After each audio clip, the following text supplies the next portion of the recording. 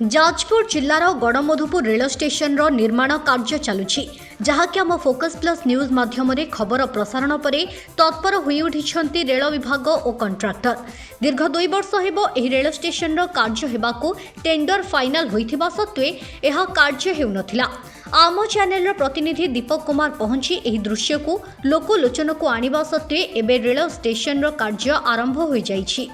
बर्तमान आम से 4 नंबर प्लाटफर्म ग्राउंड रे अच्छु जो 4 नंबर दृश्य आम देखु दिने आम चैनल मध्यम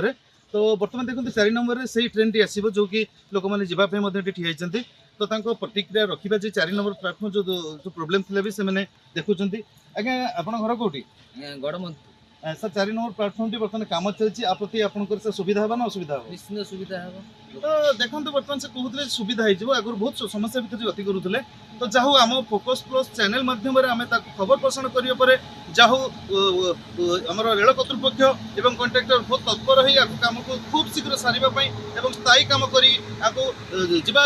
दैनंदिन जात्री मैंने जाऊे ट्रेन सुविधा करने निष्पत्ति नहीं बर्तमान कम तुरंत केमी सारे कम चलुची देखु आज को दीर्घ 10-12 दिन तले focus plus channel Garhmadhupur rail station आगे देखो ये हूँ से गड़मधुपुर रेल स्टेशन तो जहाँकि यार जो समस्या थिला जे कि रेलगाड़ी जीवा आसा समय 4टी लाइन थिला जो 4टी लाइन 4 नंबर प्लाटफर्म कथा आम देखु लोक मैंने बहुत अवस्था हैरान होते जावाई गाड़ी लगे बहुत समस्या जनित होता ये तो जाहू 10 दिन 12 दिन पर आज तार रिजल्ट आम देखु जे कि जाहू रेल कर्तृपक्ष उच्च कर्तृपक्ष जाहू आपको कड़ा दृष्टि दे कंट्राक्टर को कहते जाहू आज कम स्टार्ट होगा जे कि आर खूब शीघ्र स्थायी समाधान हो आशा करा जे कि बर्तमान मुझे चित्र भी देखेदेवी जे बर्तमान कम चली खूब शीघ्र सर कंट्राक्टर महोदय कहते तो